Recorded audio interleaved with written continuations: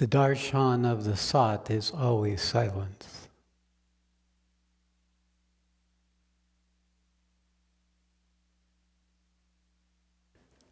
Silence is the entry point into the truth of what we are. It is also a stage that comes to us when we turn inward, where we strengthen the connection of our outer self with our inner being. And where for a few of you, you strengthen your connection between your inner being, your outer self, and your lived life. Because that's the only way we can actually be on the spiritual path. This engagement inwardly, this integrating and meeting the outer personality and all in it that does not know how to live from that inner being. And then to live that in our outer life as the opportunity to bring it into existence in this dimension of mind, vital life, relationships, problems, issues, and the rest. What is it when we enter into silence? In meditation, it's the third stage. The first stage of meditation is thought, resistance, the uncomfortableness, wanting to be any place but sitting. And the second is we relax or get used to that and sit anyway. And we start entering into a calmness. It's not really enjoyable. It's like giving up, acquiescing. I have to sit. I'll just have to wait till it's over. The longer the sits, the more poignant is the process. In that process of going from thought, resistance, uncomfortableness, you are actually opening space for what actually ends up to be the silence.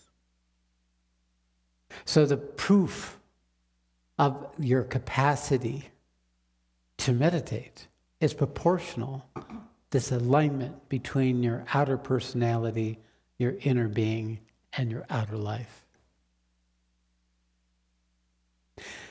Integrity is the byproduct of this alignment, true integrity. Integrity between our inner self and our outer self in action. The evidence of that integrity is the willingness to sacrifice, the willingness to let go, the willingness to hold and stay steady, the willingness to go beyond ourselves. Because that integrity draws on something even more integral than our being. It draws on a fundamental principle of our soul. The very essential, absolute, unchanging solidity that rests there when we have emptied enough of the content of our lives and ourselves and our ideas and our beliefs and our attitudes and our behavior, and it becomes ours. And there's a point where that happens. So let's continue in the conversation about silence. So you come to calmness out of not meditation. Remember, most meditation is practice, right? It's called a spiritual practice. You practice. That means you pretend you're meditating. You fake it until you make it. It's awful. It's uncomfortable. Everything in you that wants to be any place else is what comes up. Any issue that you've been avoiding in your busy life comes up. Anything in your body as it tries to deal with sitting still comes up. You're creating space in that sacrifice. And that willingness to organize the 24 hours of your day to sit silent and still. It prepares you It prepares you for the real work. It prepares you for this work, for this path. So when you come to a place where the calmness then quiets, when the calmness, which is basically, okay, I'm here, I guess I can be it, I would rather be doing something else, but I'm here, and then it becomes, oh, what's here? What is this? It's suddenly become quiet. It's something, suddenly the noise is no longer noise, it's quiet. It's silent. It's still. That is a transition point to the other depths of meditation that come. And the other depths of meditation is the path I traveled. This ability to reorganize my outer life required that I had to get rid of everything and have nothing but what was coming. I devoted myself by also renouncing everything that wasn't aligned with that inner process. For me, it was necessary because I have a personality that is all in or all out. I'm born on a cusp between Sagittarius and Capricorn. One's the introvert, the other's the extrovert. 26 minutes from zero. So it's so hard for me to stay inward when there's outward activity. As a young man, I couldn't function because I didn't know how to not be under the influence of the vibrations and the field of energy that was all around me as a child. I'd lose myself in the outwardness. And it looked like ADD. It looked like attention deficit disorder. So there was this distraction. Yet somehow, actually for me, the path that took me there was when I started drawing. When I started drawing, I found a path to my inward self that wasn't listening or being taken over by the vibrational field around. I found something I could do, a practice, that I felt relief. I felt like I had something that was mine. And that was how I dealt with my trauma, was discovering how to stay inward despite the chaos. So by the time I exited my childhood, I had become somewhat masterful in staying inward and not allowing the outer to shape what was there. So that place is where I started making choices about my life that I didn't know was there, but the inwardness allowed me to connect to the purpose of my life. I began to enter into the authority I needed to live that purpose. And it was a capacity to pull back and to pull in, to live from that inward place. And from there, I began to journal. I was 14 when I began to journal. And that's when I began to talk to myself. I created a relationship. And that became my other refuge. I was talking to myself currently, telling myself currently the story so myself could remember for my future self. I was talking to my future self. This is what it's like for me now. I've read those diaries. I still have them. I could partake in the consciousness that wrote those diaries. I saw the turbulence. I could experience energetically that whole emerging process of a person coming into their own authority in life. And I recognized that me then was connecting to me now. And that the direction of my life was empowered by that connection. We changed the past when we could discover our inner authority We begin to heal the structures that traumatized us. We begin to meet the victims, the small abandoned parts of ourselves. And they join us, and they actually, the energetics in the timeless now, heal the gap between, to some extent, between you then and you now.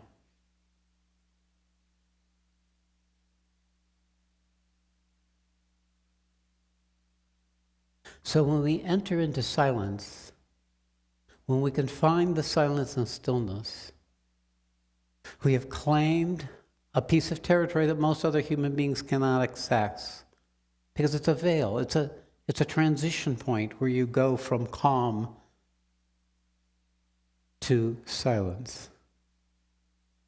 So everything you're doing, for those of you who are here for this program, that's your access point.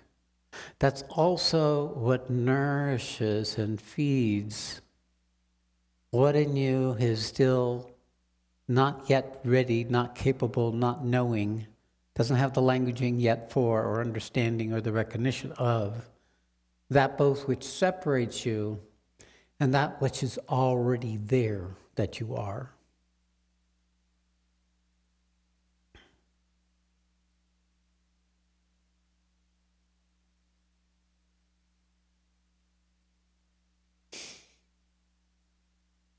So we've been speaking much about Mahananda.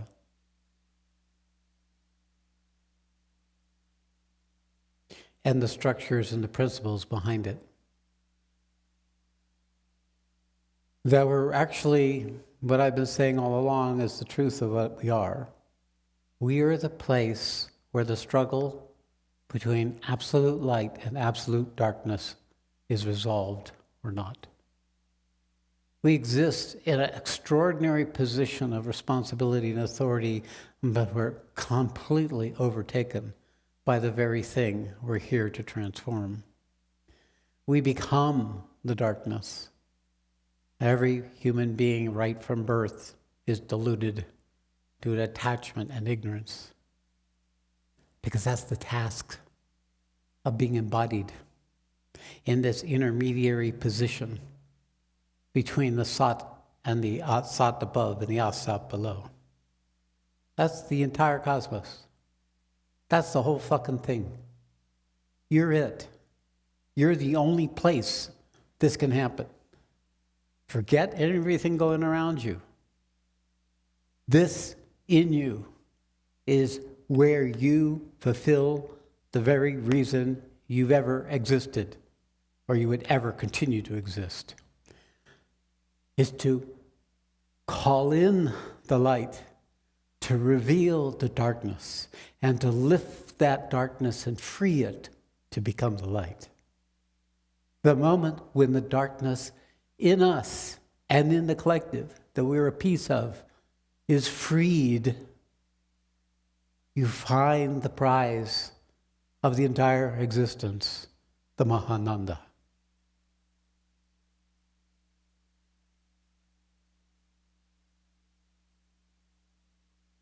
Everything lives for that. Everything strives for that. It is what all of existence is devoted to, the possibility of knowing its own existence and to be in the position of transmuting that which resists and refuses and denies and fights and seeks to destroy the possibility of the evolution, the possibility of what it may mean in this dimension. Should enough darkness be moved, that the Mahananda could become an accessible experience through whatever lens or veil the person may have.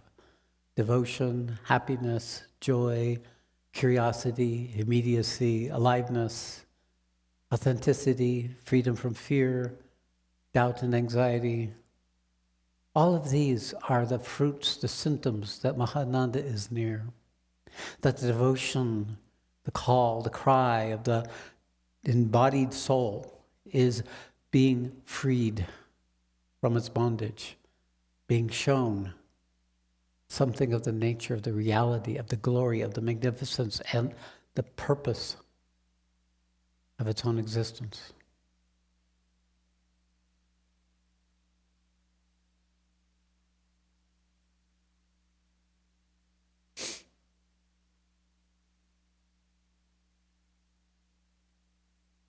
So today we're going to talk about the point of no return.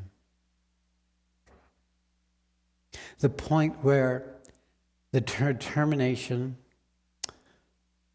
the organization, the integrity between your soul, your being, your personality, and your outer life is sufficient, that it crosses a point, 51%, where inevitably it then is going to continue to manifest, converting darkness to light for the one peace that comes instantly when we relinquish our investments, when we let go, when we open up to our willingness to meet that which we had not been able to meet or have met so long we're weary and don't want to fucking meet it again, yet meet it again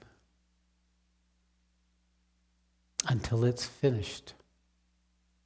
A determination, a resolve that goes beyond any human determination. It draws its strength from the very evolutionary purpose of existence. It's a current. It's a current of love. It's a current of devotion. It's a current of self-giving. It's a current more than willingness. It is a determination to bring truth and love and consciousness into existence. It's not ours, but we're the vessel for it.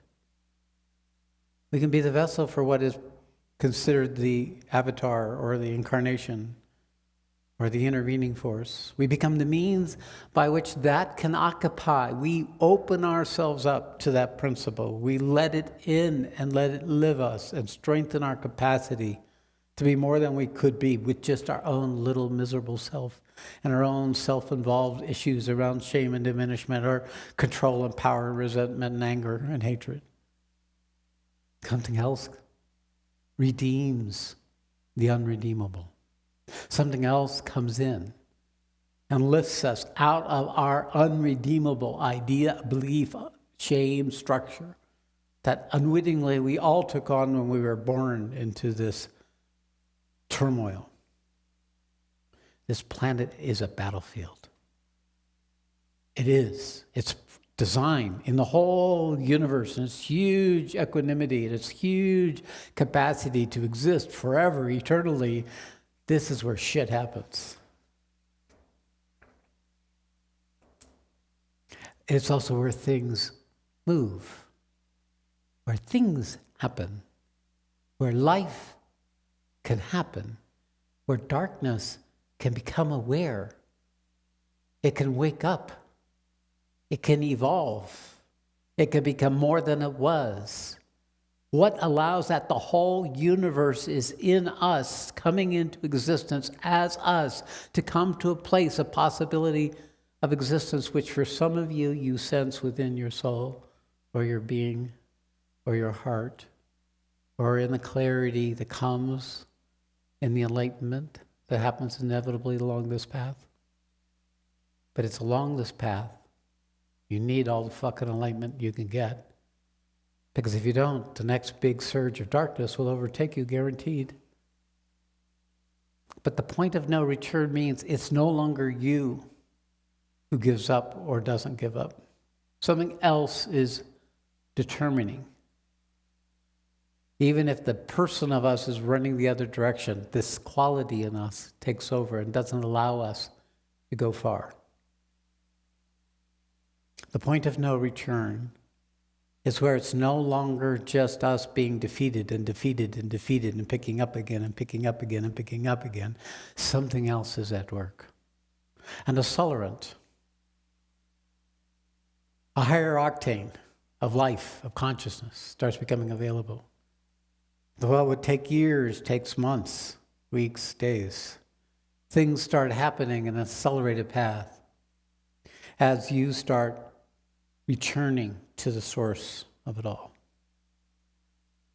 Recognizing that in yourself. Becoming free of your fear and your anxiety and your doubt and your hopelessness.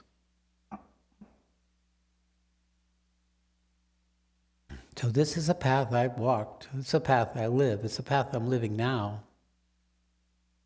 I'm with you with the full consequences of being a human being. I have chosen to continue to be in my human because that's the territory.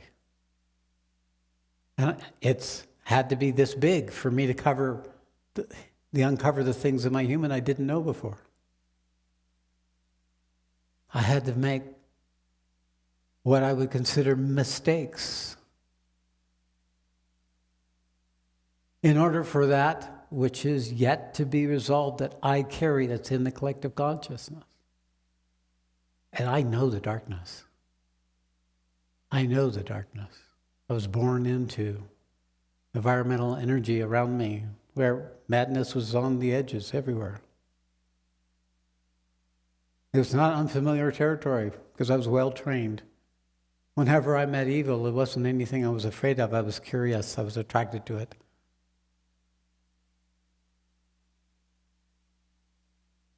And then that gave me the capacity to continue to keep digging.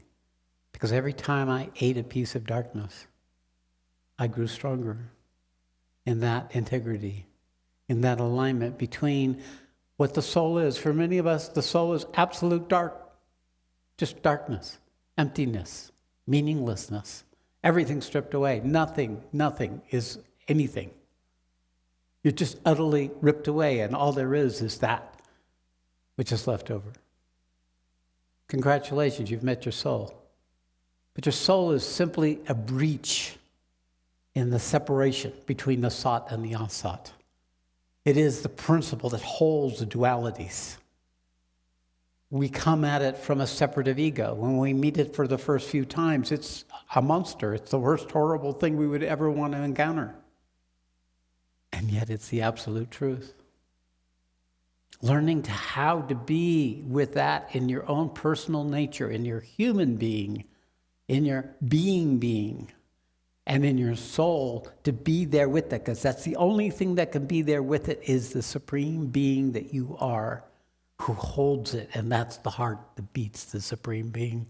It beats the rhythms of all of existence. It's created the structures that we live every day taking for granted. It's created the way we think. It's created the way we view. It's created the realities that we imagine are real, even in the midst of our delusion, our imaginations, our hopes, or our wishes, or our fears and our dreads. It's the same thing that's lived you all along. Getting used to the territory can be very uncomfortable. For the outer being. But it's good that you could maybe understand this. Because the best thing that we have is our awake intelligence. Our mind is secondary. Mind keeps track to the extent it can, but most awakened states of consciousness, the mind can't remember. But what can remember is the heart.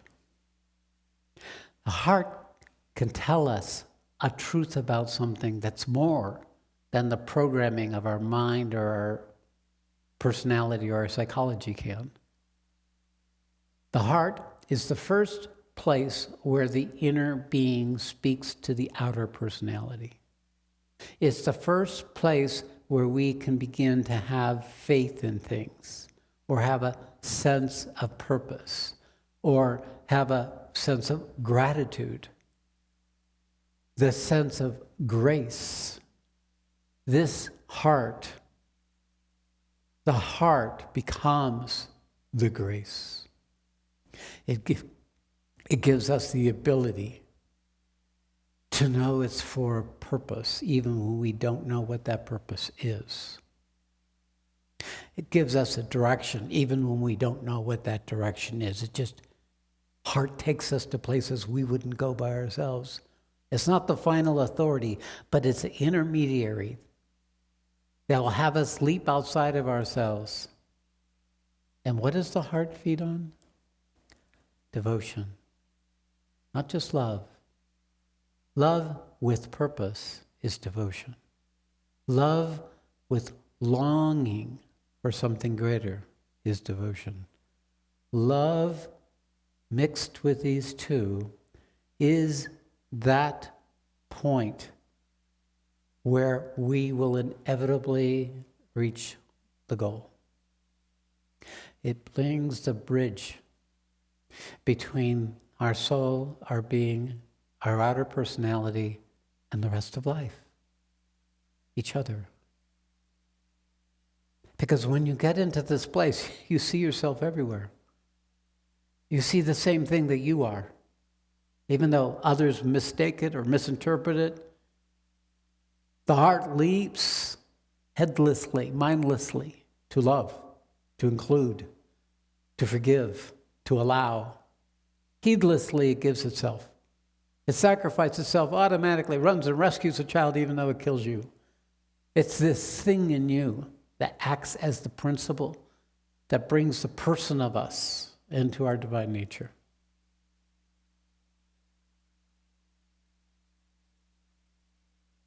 Now, how do we align with this path? This is the Bhava Gita's path. This is not the Bhava Gita's path.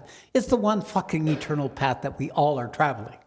The Gita is just one song, one string of chords, of vibrational frequencies, of many possible frequencies, to the same path.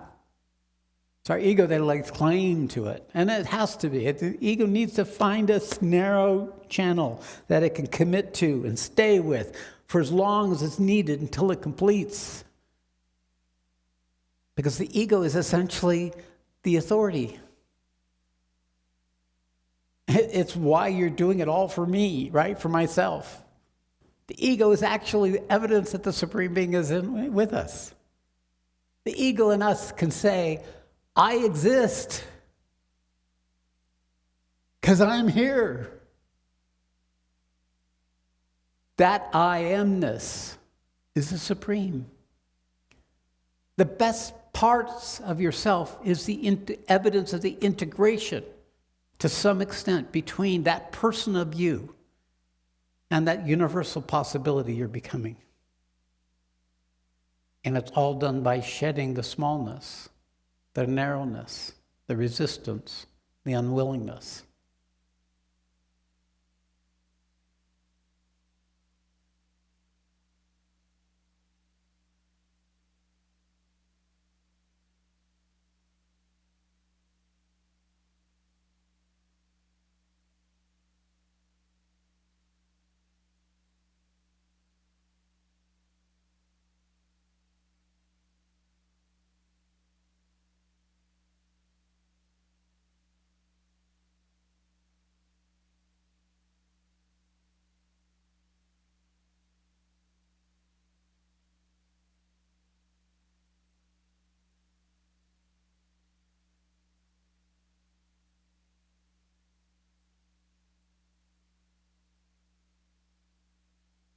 The point of no return. Coming to that point of no return. The moment of that point. It's a tipping point. It's the most decisive moment of all existence. And it doesn't take much to go one way or the other. You don't know you're at a tipping point until it goes one way or another, and even then, if it goes one way, you'll not know it. If it goes the other, you will. So you probably have encountered multiple tipping points in your life already. But probably more than likely and almost assuredly, you weren't able to be with it. And you went back to whatever you knew. It's your worst nightmare. It's when the moment happens where you're in your worst nightmare. It's your drama. It's your hopelessness, despair, and you got the gun to your head, and you pull the trigger or not. Tipping points are not comfortable places. The other side of the tipping point may be you won't know anything, or you return to what you knew before, and the other side would be you would know it all. It would all be there. And you would be there to grow continuously for the rest of your life in the fullness of what that was. Some of you have crossed tipping points. Some of you are already in your outer life taking actions aligned with as evidence that the tipping point has come and gone, and you've made your choice. You're the one who would know. I'll know too.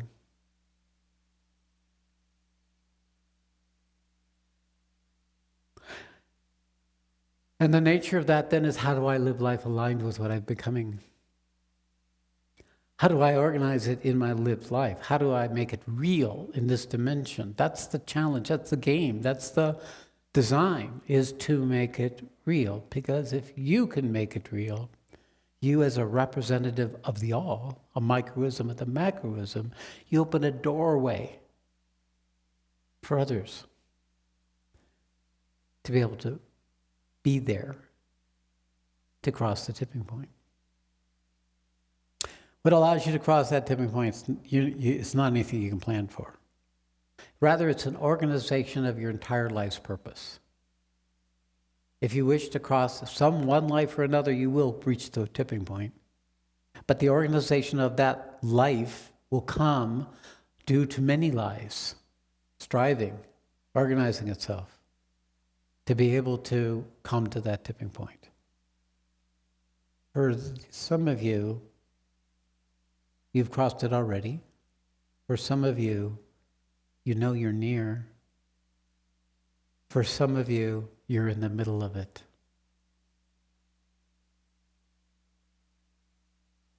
And how do you know? It's what happens on the other side. One side, nothing has changed. The other side, everything has changed. What has changed is the perceiver, the core organization of your knowing as an individual will have changed. And you may not know why. You may need time. You need feedback from other people, from other creatures.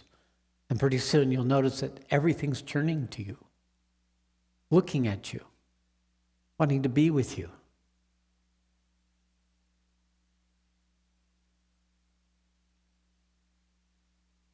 Or you end up in your own isolated, familiar cage, self-created cage, living out a slightly better version of what you lived before. Sorry, that's how it works. Tipping points are the recognition that there is such a thing as duality, there is such a thing as time and space, there is such a thing as consequences.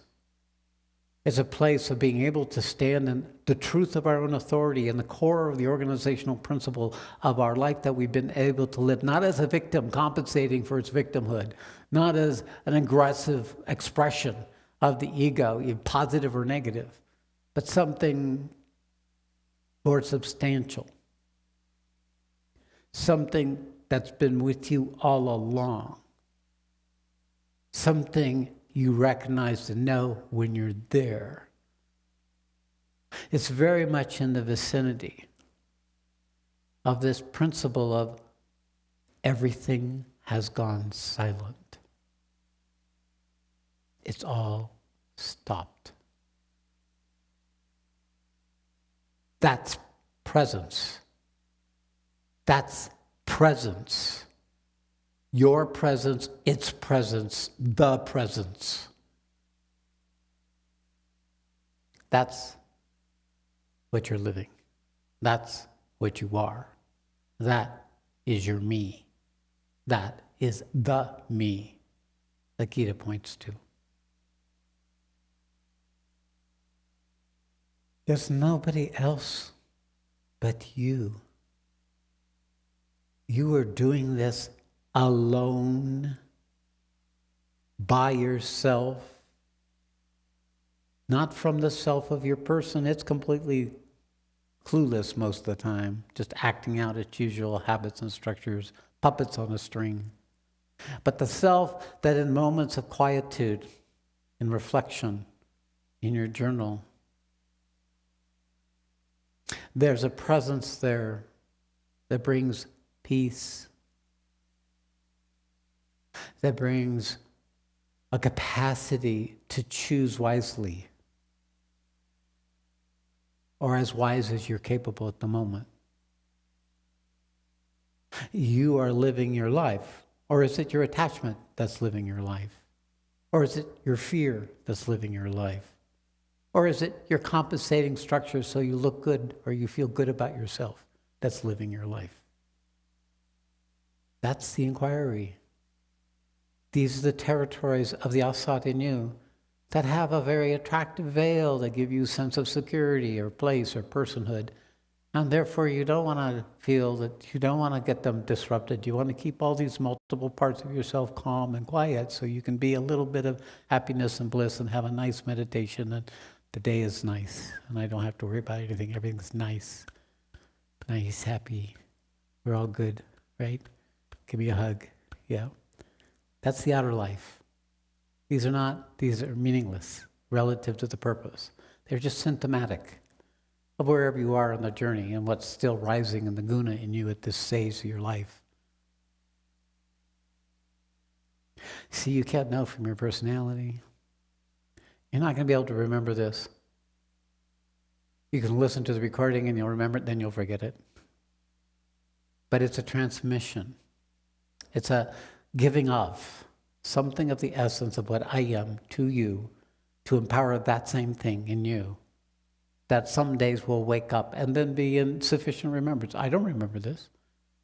I was just running around the kitchen making notes to myself, saying, okay, what am I going to talk about today?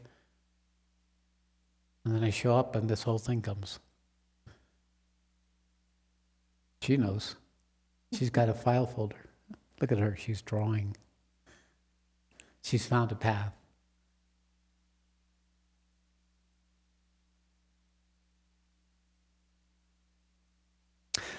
But I want to bring it back to some extent to the point here about the nature of coming to the point of no return. First, from the Gita.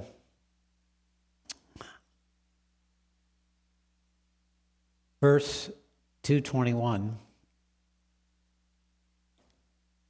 Well, actually, it's a whole group. This is chapter 5, the Yoga of Renunciation, which is the whole idea of letting go, the whole principle of being willing.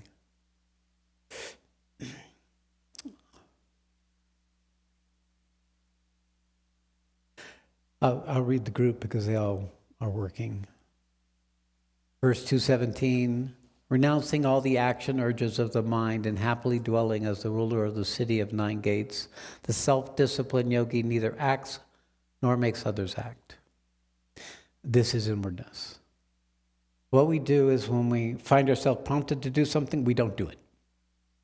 When we find ourselves repulsed by something, we seek it out. When we find ourselves attracted to something, we pull back. We be contrarian till we have enough authority of it. And then we enter into it to discover the duality that lies within every repulsion, within every reaction, within every curse that's always a blessing, or every blessing that will reveal a curse. So the principles of this is an attitude orientation where we become the ruler of our kingdom. And what's our kingdom made of? All your multiple selves. Your mom fragment, your dad fragment, your brother or sister fragment, your first teacher fragment, the experience you had when this happened, and your experience there in your first day of school, and the moment when somebody brutally overtook you, or all those things become the territory of you owning and then relinquishing, because you can't relinquish something you haven't owned. Verse 218, yet God neither determines the doership nor the deeds of humans, nor the union of action with its fruit. These are all done by the machinery, by Prakriti. We are the ones who shame ourselves. We are the ones who judge our innocence or guilt. We're the ones who says, I am wrong, something's wrong with me. No God up there is saying something's wrong with you, I assure you. God is fascinated when we're in shame and diminishment and hopelessness. Wow, look at that. I could never imagine that. I want to be a human. I want to try that out. When you're the affinity, all the rest looks boring. This becomes interesting. What will they do? What will that divinity do in that moment? And when they say, this is my story, my self-shaming. Yeah, my mom did it, my dad did it, this circumstance did it. I was not as smart as other people, or not pretty as other people, whatever it might have been. But I'm doing it to me. I'm the culprit. I'm the shamer. I'm the defeater. I'm the destroyer. Whoops, getting into the territory of the truth of what it is you are. You are the one who's invested in your shaming. Attached to it, tamasic, but attached to your shaming, to your hopelessness. Rajas is attached to its despair, its drama, its defeat, its failure, its defamation. Sattva, it does, hey, that shit happens. See? So the principles of what it is that it's pointing to is there's no guilt, no wrong, no shame. It's not in that same whole conversation.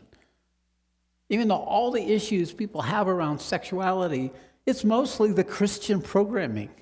In India, it's just something you want to restrain so the Shakti can build up so your Kundalini can awaken. It's a practical application. It's not about heaven or hell there. It's about a choice.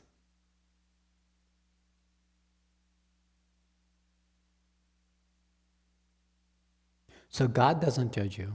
You're the condemner. You're the judger. You want to know what you're condemning and judging? Look what you condemn and judge others. What you repulsed outside of yourself. Use those. Use those as a measure of your own repulsion and your own judgment and your own condemnation.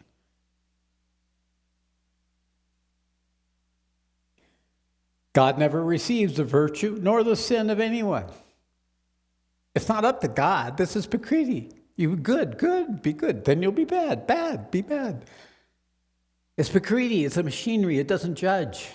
It's impersonal. And you're puppets on the string of this Prakriti. We all are. We're dancing all our human system, our nervous system, our biological system. It's about survival and success. It's organized from a very primitive organism, cellular organism, striving to come into existence. We carry that as an organization of our personality, of our perceiving, of our experience, of our knowing. It's primitive in its roots. The body, feed it, care for it, so it survives, so it can live.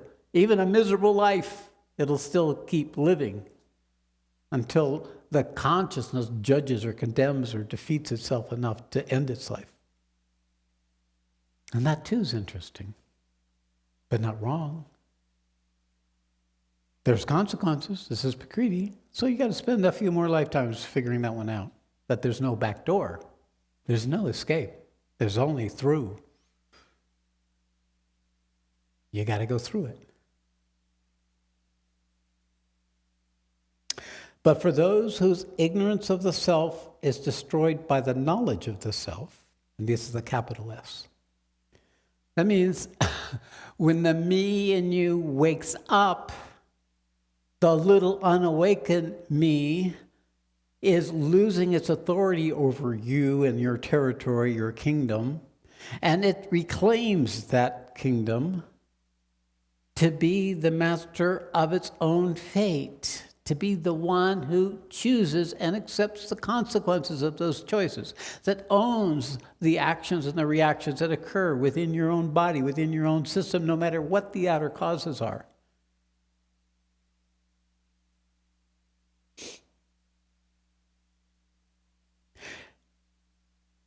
The wisdom in them shines like the sun and reveals the supreme. one whose mind and intellect is constantly absorbed in the Supreme, who considers him or it to be the highest, whose sins have been washed away by wisdom, reaches a state of no return.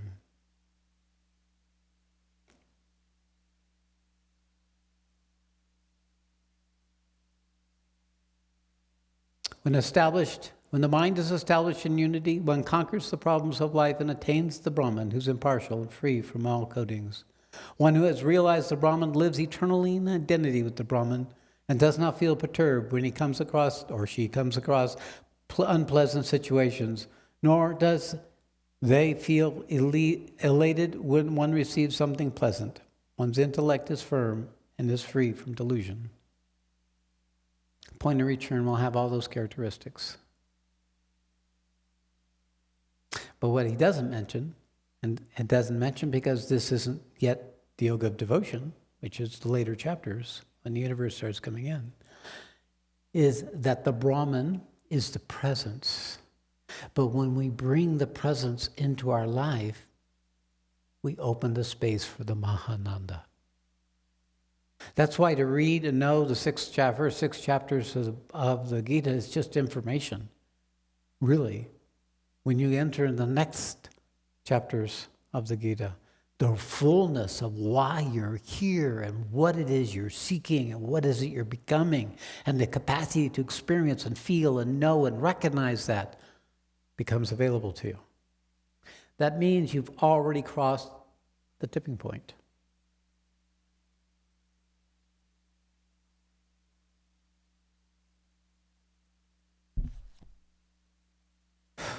So there's many ways you can interpret the Bhagavad Gita. I'm interpreting it this way.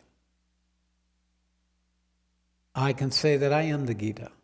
At this moment, I am the song. At this moment, just like whenever this song was ever sung thousands of years ago, it's the same song singing now. It's the same song you sing when the Mahananda has come to you. And the purpose and the organization of your life and the magnificence of it is now available to you. And then you are a singer of the song. But the price is the willingness to let go of everything. The surrendering muscle, the letting go muscle, the choosing this and not something else muscle. This organization of your intelligence is needed to be the collaborator with the rest of your system as it goes through this process. So I'm speaking to that intelligence right now that's linked to your being, that's linked to your soul, that knows its purpose.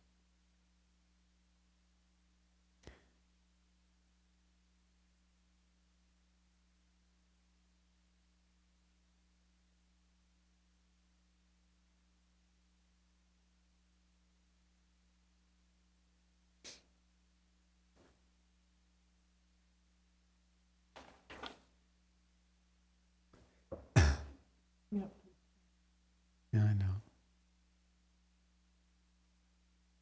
So go ahead and read it. I think that's good. Which one do you want to read? Do the first three.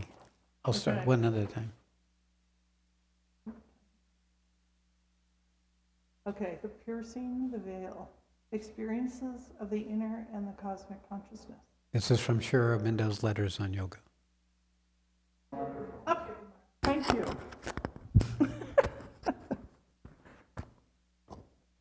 Okay, I'll say that again fast. The piercing the veil, Shree edits, experiences of the inner and the cosmic consciousness. The piercing of the veil between the outer consciousness and the inner being is one of the crucial movements in yoga. For yoga means union with the divine, but it also means awakening first to your inner self and then to your higher self, a movement inward and a movement upward. It is, in fact, only through the awakening and coming to the front of the inner being that you can get into union with the divine. The outer physical man is only an instrument, personality, and by himself, only an instrumental personality, And by himself, he cannot arrive at this union. He can only get occasional touches, religious feelings, imperfect limitations, or intimations. And even these come not from the outer consciousness, but from what is within us. Continue. Keep going? Yeah. Okay. Most people live in their ordinary, outer, ignorant personality, which does not easily open to the divine. But there is an inner being within them, of which they do not know, which can easily open to the truth and the light. But there is a wall which divides them from it, a wall of obscurity and unconsciousness. When it breaks down, then there is a release, the feelings of calm, ananda, joy, which you had immediately afterwards, were due to that release. The cry you heard was the cry of the vital part in you, overcome by the suddenness of the breaking of the wall and the opening. It's another way, written 100 years ago, of this point of no return. When we pierce the veil of that which separates us from existence, when we enter into that domain of direct experience, we then experience what all of existence lives for, the Mahananda. The Mahananda is an extraordinary becoming of the supreme, the absolute in us, in existence, as us, in that moment. You can't name it because it's an event that happens when the purpose of existence has been fulfilled in you, to wake up to itself, to wake up to itself in existence. This is the only payoff. It's drunk every other thing in its affinity of the billions and billions and billions unspeakable, timeless reality that it has lived. In those moments, it lives for those moments, where the darkness is penetrated, where the threshold is crossed, and when light then comes forward and converts and transmutes the remaining darkness, opening up a possibility that can only exist in this physical dimension of space, time, and causality, and misery and suffering and limitation.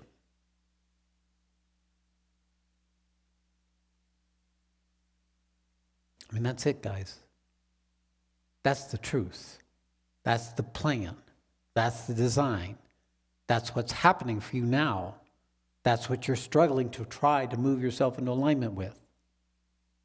When you can learn to organize your consciousness, when you can begin to restrain the inclination of your attention, and you can churn inward and silent, and for me, the path is meditation. I bring the gift of one who has come to the final stages of meditation. From that, it's contagious. It pulls you into itself. It takes you down the pathway just to be in the field of what I carry. I live in this state continuously. It took years and years, and it came from short meditations that were enjoyable. And then I went on to my life. Then the opening happened, and they would be 2 hours. And for months, that was it, about 2 hours, except for occasionally. They were 6 hours. And after some years, they were 6 hours all the time. Then they were 9 hours, 12 hours. And after years and years, I'd go into meditation, come out a day later, 2 days later, 3 days later, and nothing had changed. This went on for 3.5 years. Then I was in the state all the time.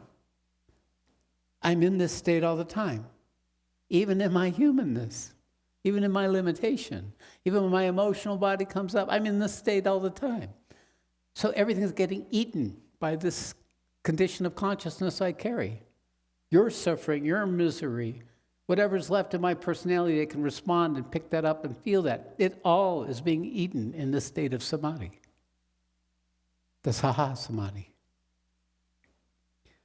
So from that, hanging out teaches your system how to align with that possibility for yourself. If you're with me long enough, You want to meditate more and more and more until it gets saturated. And that's what you should do. You should stay in that state for as long as you can, and then a bit. And let it saturate you. Now, I also give you all the challenge, same challenge I had. None of this happened without requirements from my outer life. Nothing happened. My teacher mostly kept me fucking busy. And it's helped strengthen the power and the effectiveness of the meditation. It kept moving issues when I was in action that would have stayed hidden if I had stayed in meditation all the time. It kept deepening my capacity to embody that state of the absolute unchanging silence and stillness where everything is gone but it, as an embodied event, not an abstraction, not in my awareness, not in my bypass, not in transcendence. All those worlds had been shown to me and they were all gone when the true meditations started coming. And it was all within myself and this body. And so it is the path for you.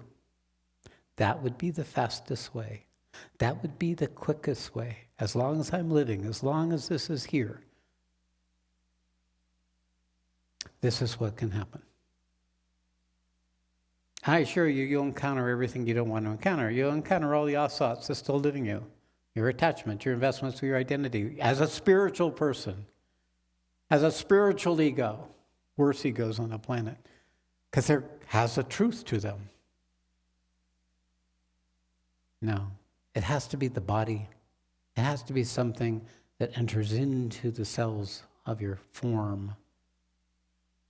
And then that will start teaching even the Sattvic ego of the depths of the truth of what it is.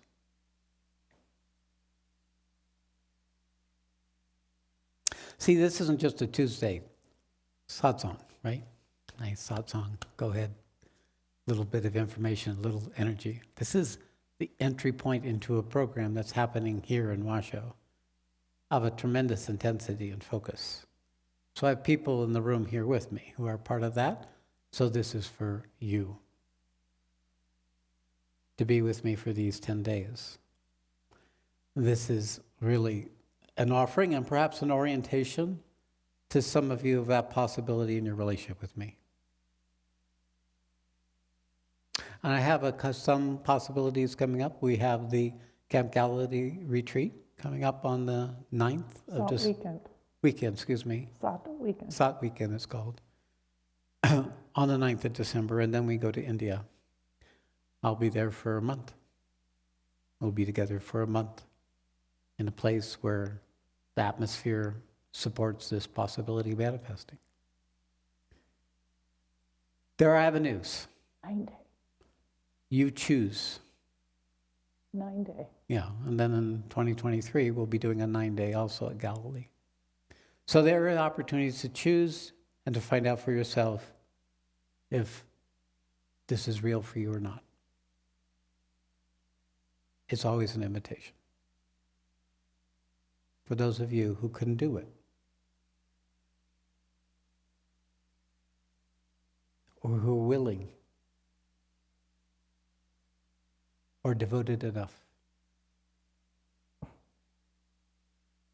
Because devotion will do it. Okay. We'll sit for a few minutes.